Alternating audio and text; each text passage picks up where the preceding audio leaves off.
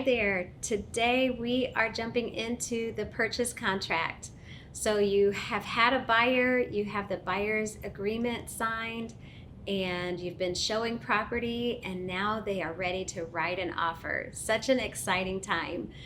But there are a whole lot of legalities to any contract, right? So we're going to go through the purchase contract over the next 4 days. Don't get overwhelmed. We'll just take it line by line, paragraph by paragraph, and we'll just explain it, and then you always have the opportunity to reach out with questions.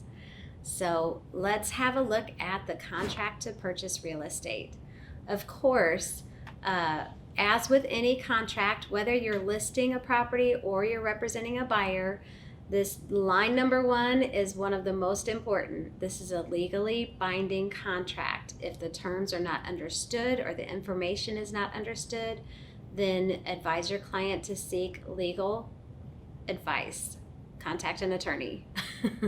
I usually begin my conversation, this is a legal binding contract. The terms stand as you, as the buyer and the seller, agree. I am not an attorney, but I can help you maneuver through the transaction. So it's just important to have that conversation up front with your client. All right, so when you're ready to write that offer, you put the date here. And if you're filling this out in DocuSign, that date should repeat on every page. So you will have the property address and that date at the top of every page. But when you're doing it electronically, it autofills. So that's a great feature. So you'll put the date in. That would be the day you're writing the offer. Then down here, you put the legal description of the property. As we discussed before, you would find that on the tax bill or the Realist program, the legal description and the parcel ID number. So that's where you obtain that information. Not every agent puts that information in the MLS on their listing. As a Keller Williams Marquee agent, you certainly do, right? Include that legal description and the parcel ID number in your listings so that it's easy reference for your buyer's agents to find. Obviously, as a buyer's agent, you certainly can go to the Realist or the tax records to find that information. But so you would fill in the legal description, fill in the parcel ID number, and then situate it in the county, whether it's Madison, St. Clair, wherever it is. This is an additional, and then you enter in the property address, which this line here is usually sufficient on line 6 for that property address, which means line 7 is extra. You will find this parcel number blank is a bit short for the parcel ID number. These are the 2021 contract documents, and so they've been recently updated. And I know that there have been some tweaks that they're still working out. So hopefully this is one that they'll remedy. So anyway, just fill it in as best you can there with the parcel ID number. Then again, the property address with approximate lot size of blank on line 8. So that property lot size you will find again on the tax records, in the Realist report, hopefully on the MLS, but somewhere you've got different references that you can find that information. You can put in the dimensions like 75 by 150. You can put in the acreage, that's usually available on the Realist report. If it's like 0.2 or 0.22 or whatever, you could put 0.22 acres. If you are using that decimal, put a 0 out in front of it so somebody isn't thinking that it's 22 acres. So if you utilize that form, some people do the multiplication, if it's 75 by 150, they'll do the 75 times 150 and they'll put whatever that is, square feet. So however you put it there, just identify it for whichever measurement you're using. Mobile home, most properties don't have a mobile home. If it is a mobile home, then you do need to identify it, the model, the ID number.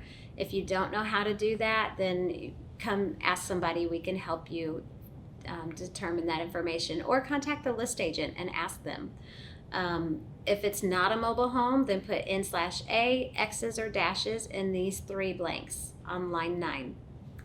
Okay, dual agent. We have had some discussion on previous days about dual agency, right? If it's your listing and your seller has agreed that they're okay with dual agency, and now you've brought the buyer and your buyer has also agreed to dual agency, you should have the buyer and seller's initials on the listing agreement and on the buyer's agreement, right? So then you come into this purchase contract. And so both parties have to initial here as the seller and as the buyer that they recognize and approve moving forward in a dual agency situation. This is their confirmation. If you don't have that buyer's agreement with dual agency, or the seller didn't initial the listing agreement to approve dual agency, then you will have to do a confirmation and consent of dual agency form and a dual agency disclosure. So for whichever party, we have to have 2 signatures, 2 sets of initials from the seller and from the buyer in a dual agency situation. So just make sure you have all of those documents in place if it is a dual agency situation. If it's not a dual agency situation, then these stay blank, so they don't need to be completed. And you can't put N/A or X's or whatever in those blanks because they're populated for initials. Okay, now we move down to paragraph 3, offer and acceptance. These terms shall constitute an offer which shall expire, and any earnest money hereinafter defined shall be returned unless the offer is accepted on or before the acceptance deadline. No contract shall exist between the parties unless this contract and all addenda, including counteroffers, are signed by both buyers and sellers. The effective date of the contract shall be the last date that all parties have signed this contract, and all addenda, including counteroffers, if any. So I read that because there's some good information here. So obviously there have to be both buyer and seller signatures in agreement to all terms and all attachments to the contract. It's not a contract until all signatures are in place in agreement. Then the effective date becomes that last date that all the terms were agreed upon. So we dated the contract up here, right? But this is when the offer's presented. Say it was presented on the 5th of the month, but counter offers went back and forth for 3 days.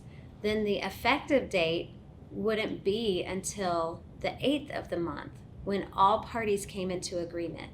There's sometimes some confusion about that, but the effective date is important when we move further in the contract and we talk about our deadlines for inspections and appraisal and loan commitment and those kind of things. So the effective date, again, is when all parties come into agreement on all terms and all signatures are obtained. All right. The tenancy, no less than 10 days prior to closing, the buyer shall direct how title shall be taken. So the buyer directs that. That's a conversation with the title company, with the lender. So usually we are not involved as realtors in that conversation per se. Definitely you can have that conversation. We need to know who's going to be on title. And sometimes you start out with 2 people on the purchase contract, and the lender or the title company may say, hey, we need that person removed. And you do a contract amendment to remove that person. So that tenancy needs to be established at least 10 days prior to closing. So again, you may have one person signing this contract and have to add a co-signer or co-buyer later. Or you may have 2 people on the purchase contract and need to take one of them off later in the transaction for some reason. So that can be done, and you have time to do that. Okay, paragraph 5, purchase price. In this blank is where you put the purchase price that the buyer is offering to the seller. And of course, hopefully you would have helped your buyer come to a market value, a competitive price for that property according to current market data in regard to the value of that home. So when you do an offer on a property, you don't just want to go off what it's listed for, what's in the MLS, what the tax record says. You do your due diligence as a buyer's agent, and do a CMA for that property prior to helping your buyer write this purchase contract. That will help you and the buyer establish a price. Now, this purchase price is not your choice. It is the buyer's choice. So the buyer will let you know, or you ask the buyer, what would you like to offer for the house? Here is the data. Here are the market statistics. Here is the CMA for the house determining the value or a value range. That will help your buyer make an educated decision on the purchase price that they're going to offer. Earnest money is not a requirement in the state of Illinois. However, if you present an offer without earnest money, in other words, zero earnest money deposited by the buyer, that communicates a message to the seller that the buyer isn't really invested in the purchase.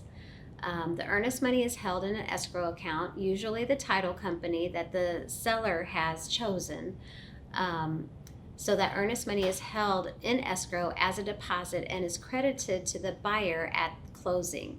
So if the buyer says they want to offer $500 earnest money, then that $500 earnest money is exchanged once you have an agreed contract. Once everybody has signed an agreement, then that earnest money is deposited with the title company. So, so you've got your purchase price, your earnest money. As far as how much earnest money, it's been in the state of Illinois, $500 for years. I mean years. Earnest money deposits have not increased with inflation. It's kind of funny to me, but 500 is a typical amount, especially for properties say under 125,000, give or take. Usually buyers do go up to about $1,000 on properties up to $200,000, and then sometimes even as high as $2,500 on more elevated properties. So, but again, that is a term that the buyer chooses to present. It is worth a conversation with your buyer to educate them on how that earnest money is held. That would be cash funds depleted from their account because the title company does deposit it and holds that money until the closing date.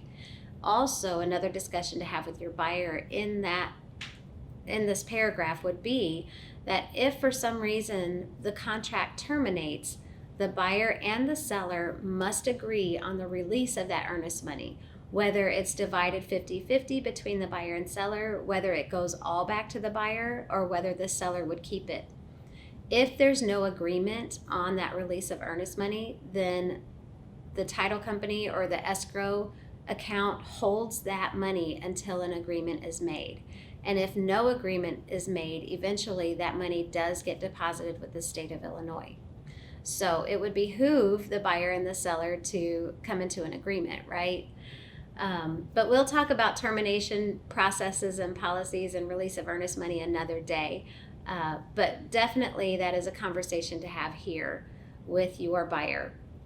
The earnest money would be delivered. You could put any number of days here. This is business days. Typical is 1 day, 2 days, 3 days. That would be business days after the effective date. So you write the word of the number in this blank on line 25, and you write the number of the days in the parentheses. And then to be held in the escrow account of blank. So you may not know where the seller wants that earnest money held. If some agents put it in the special remarks that the title company earnest money to be deposited with blank title company. And so then you know. So be sure you check the agent remarks on the listing prior to calling the listing agent. If you don't see the information there in MLS, then call or text the listing agent and ask them, where is the earnest money to be held on such and such address? That way you know what information to put in this blank, okay? All right, so moving on down to the home warranty plan. The home warranty contract can be waived by the buyer, or they can choose to have it provided either by the seller or by the buyer. And then you would enter in the company and then the premium amount. So if your buyer wants a home warranty, you definitely want to check provided.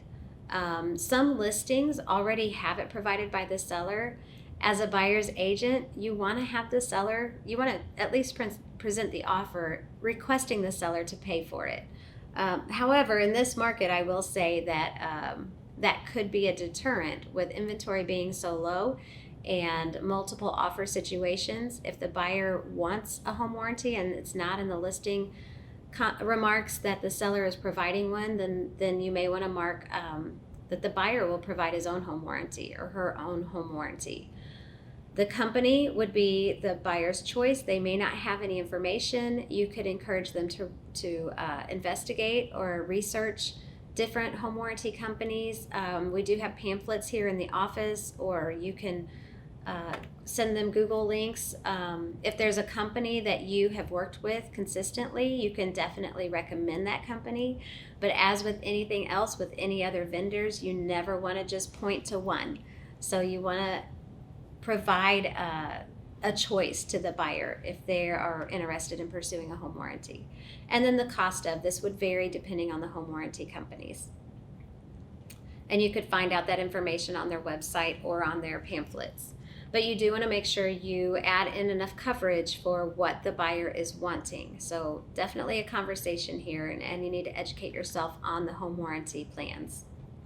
All right, inclusions and exclusions. The inclusions are things that are attached. Obviously,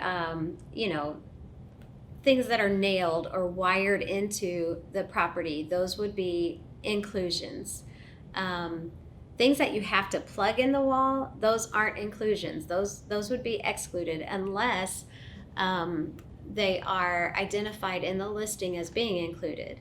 So anything attached, security systems, the Ring doorbells, the HVAC, ceiling fans, lighting fixtures, anything like that, all of those are attachments. If a mirror has a wire on the back of it or a cord on the back of it and it's hanging on nails, then that is not an attachment. But if the mirror is actually screwed into the wall, that's an attachment. So a lot of questions come up about the TV mounts that are mounted on the wall now. Those are attachments. So if the buyer wants those to stay, well, they should be staying anyway. But it might be worth a discussion with the listing agent to be sure. Sometimes the seller does choose to remove those, and then that becomes a future negotiation. So sometimes those mounts are worth a discussion. Okay, so at the bottom of the page, the seller's, you're the buyer's agent, so your buyers would initial here. We're writing the offer, so there's no seller initials yet. All right, the paragraph here on exclusions, typically that's left no information there. You would put n/a, xxx, or dashes. It may be in the event it's in the listing that there's a Ring doorbell present and the seller is excluding that. So then you would write in, Ring doorbell if the buyer agrees to those terms. But typically this is left not applicable to the transaction. The address and the date auto-populate, and we get into the closing and possession. So the closing is when all parties meet at the title company. Everybody signs their documents, and the keys are transferred from the seller to the buyer, and the buyer gains possession on that day. Some people, if they haven't sold a home in the state of Illinois ever or in years, they're a little confused by this. In the state of Illinois, the seller releases possession, the buyer gains possession at the closing table. So once all those documents are signed, funds are transferred, payment is made, keys are transferred, okay? So this date here, this blank here, is the date for the closing. You'll want to push that out to accommodate enough time to accomplish all of the documents, whether it's a cash transaction or a loan. If it's a cash transaction, the title company still needs time to do the title search and present the commitment and prepare the closing statements. So usually you want to provide 10 business days to closing or 2 weeks time if it's a cash transaction. You can close sooner, but that's a conversation you want to have with the title company. What is their availability? would they be able to get this transaction together to the closing table, at a sooner date. So, but generally you want to give about 10 days, 10 business days. If it's a loan, then that would be a conversation with your buyer's lender. Find out when that lender could close the transaction. Some lenders say, hey, we can get it done in 4 weeks.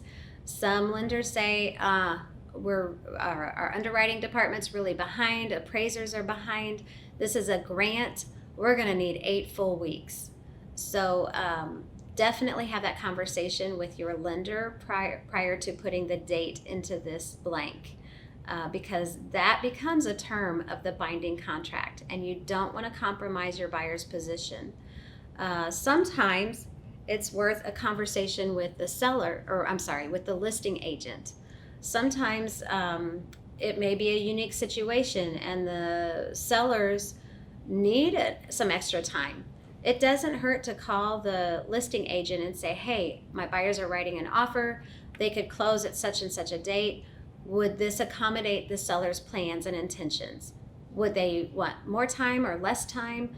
Find out that information if you can. You want to be, especially in this market, you want to be as accommodating to the seller as you can while still protecting your buyer, okay? All right, but again, you don't talk, as the buyer's agent, you don't talk with the seller, you talk with the listing agent.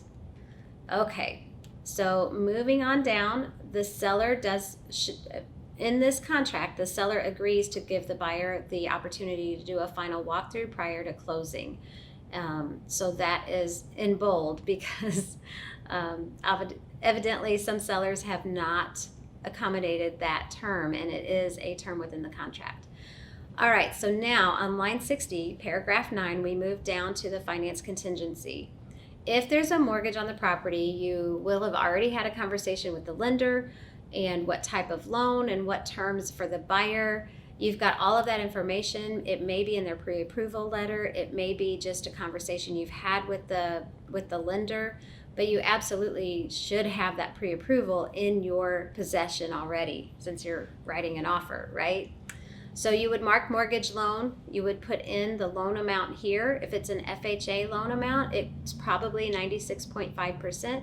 If it's a VA loan, it could be as much as 100%, or USDA, USRDA.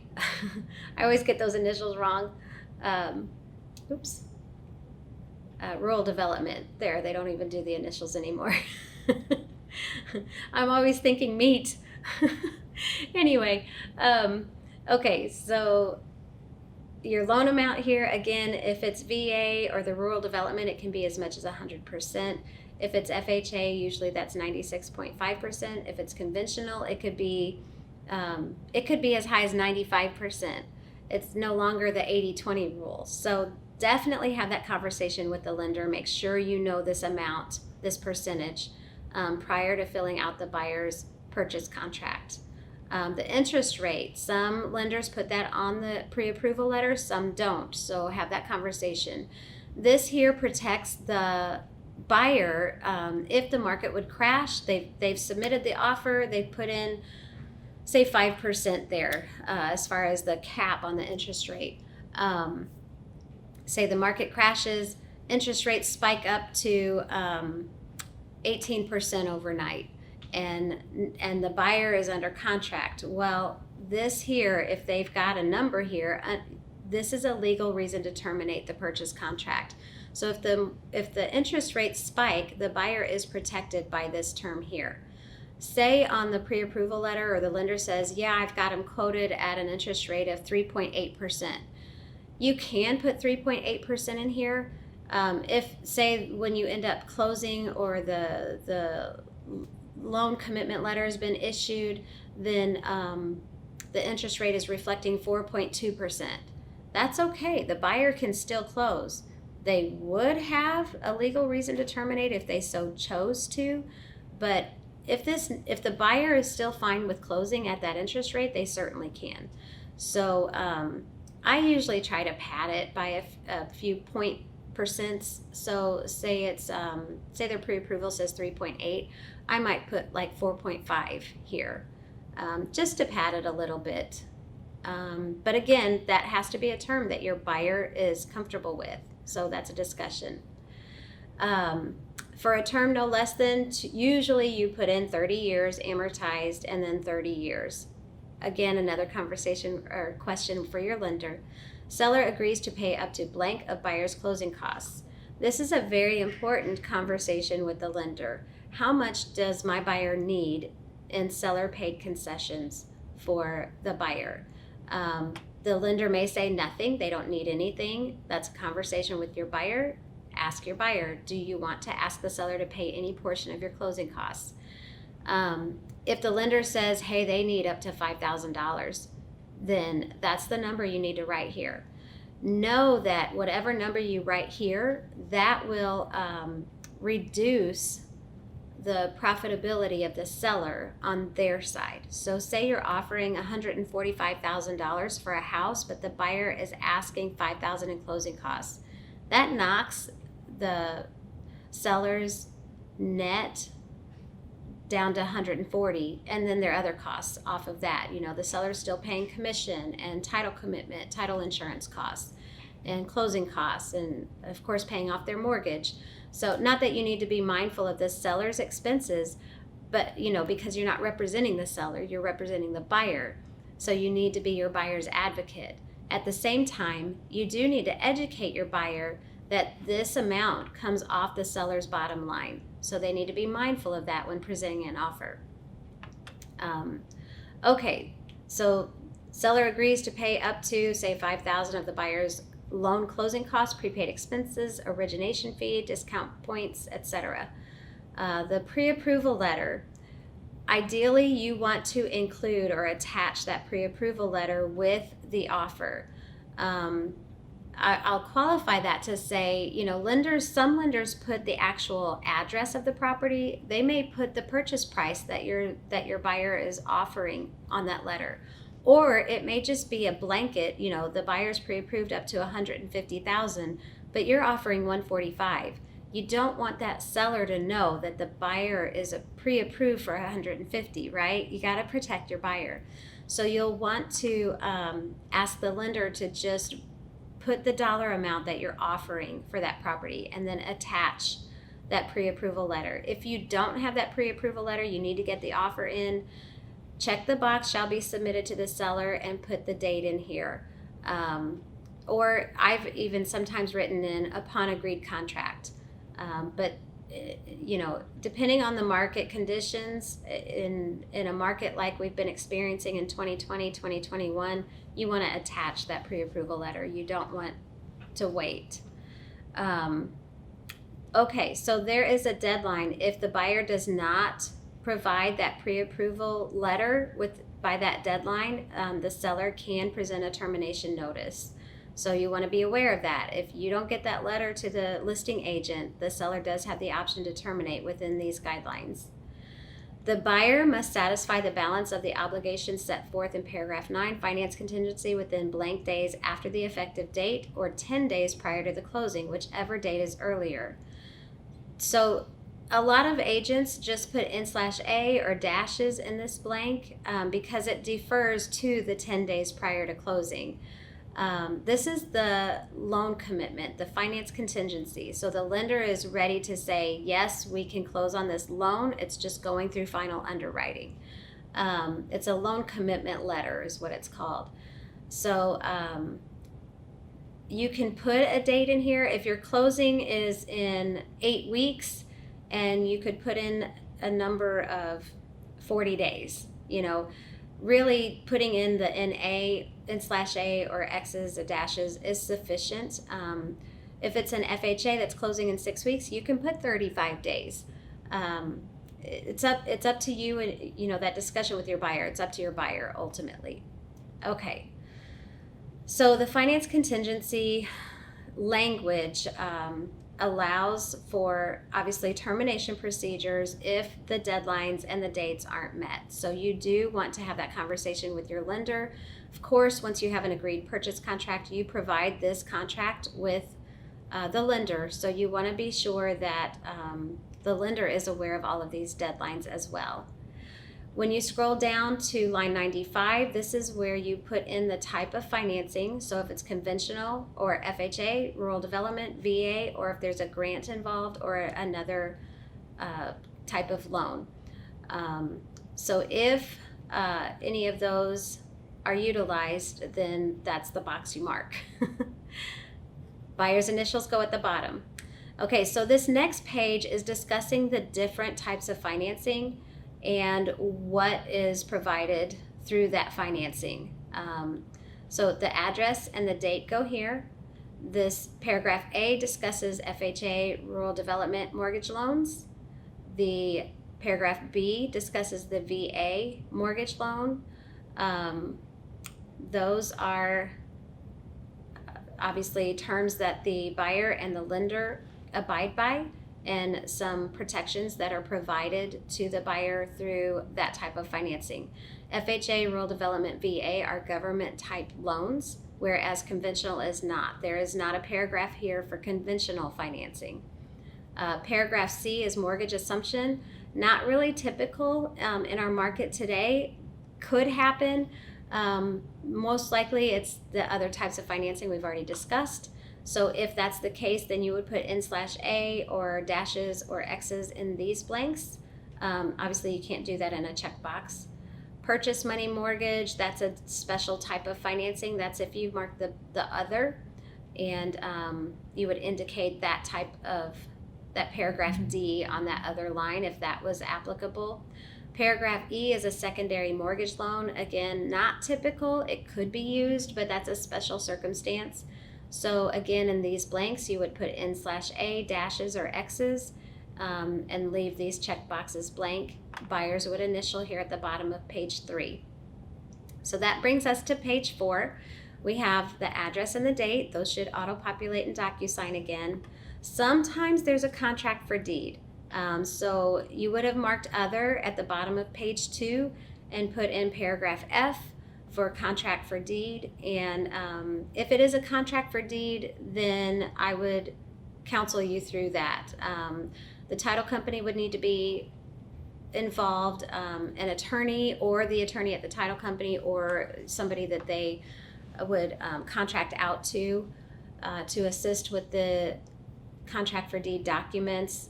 Just another real estate beast, which we can counsel you through if you have a contract for deed situation. If they're not seeking financing, it's a cash transaction, then you would mark this box. There would be NAs or dashes or X's and all of those other blanks, and you would mark cash transaction. The cash transaction says that obviously the contract is not contingent on financing, but the buyer does have to provide proof of funds to close on or before 20 days after the effective date, but no later than 10 days prior to closing, whichever is earlier. This is another reason why on the closing date you put 10 days, because you have to show proof of financing 10 days prior to closing. So if the buyer fails to provide the proof of funds, then the seller may terminate. So again, utilizing these guidelines. So you want to be sure you know these deadlines. Okay, paragraph 10 talks about the appraisal. If the buyer or lender elects to have an appraisal, such appraisal must be ordered no later than 10 days after the effective date and obtained no later than the finance contingency date. Or if this contract is a cash transaction as provided in paragraph 9, buyer at buyer's option and expense may obtain an appraisal by a certified or licensed appraiser within 20 days after the effective date. If the appraisal report indicates that the appraised value is not equal to or higher than the purchase price, buyer shall have the option to deliver a copy of the appraisal to the seller within 2 days after it's available to the buyer, requesting adjustment to the purchase price. If seller does not agree to adjust the purchase price down to the appraised value within 5 days after the seller's receipt of the appraisal report, buyer at the buyer's option may terminate the contract by delivery of a termination notice to seller within 2 days following the aforementioned 5-day period. And then there's the termination procedure, which we're going to get into later. So I read that because these deadlines are super important. You need to know them.